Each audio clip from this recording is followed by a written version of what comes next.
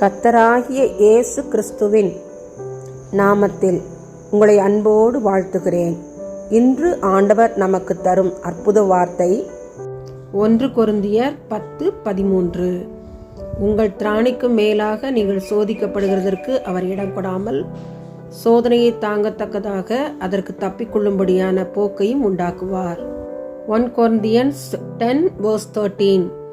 God is faithful, who will not suffer you to be tempted above that ye are able, but will with the temptation also make a way to escape, that ye may be able to bear it.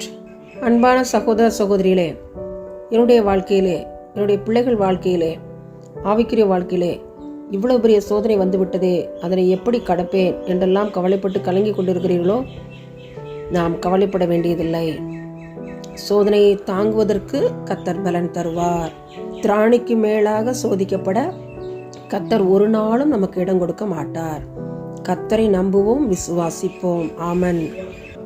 எங்கள் கல்வாரி அன்பே, பரமபிதாவே, தருமையான ஜப நேரத்திலே எங்களை தாழ்த்துகிறோம். உமக்கு துதி ஸ்தோத்திரங்களை ஏறெடுக்கிறோம்.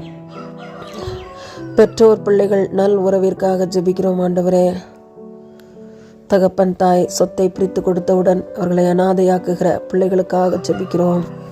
ஆண்டவரே, பூமியிலே உன் வாழ்நாள் நீடித்திருப்பதற்கு உன் தகப்பனையும் தாயையும் கனமனுவாயாக என்ற உடைய பரிசுத்த கற்பனையை கடைபிடிக்கிற பிள்ளைகளாக அன்பு பிள்ளைகளை மாற்றுவீராக.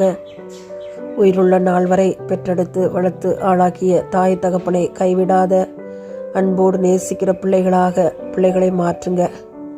உம்முடைய கரத்திலே பெற்றோர் பிள்ளைகள் அன்பு உறவை ஒப்பு கொடுத்து ஜெபிக்கிறோம். நீடித்திருக்க உதவி செய்யும். உம்முடைய கரத்திலே இந்த ஜெப குறிப்பை ஒப்பு கொடுத்து ஜெபிக்கிறேன். இயேசுவின் மூலமாக எங்கள் ஜெபங்களை ஏறெடுக்கிறோம். ஜீவனுள்ள நல்ல பிதாவே, ஆமன், ஆமன்.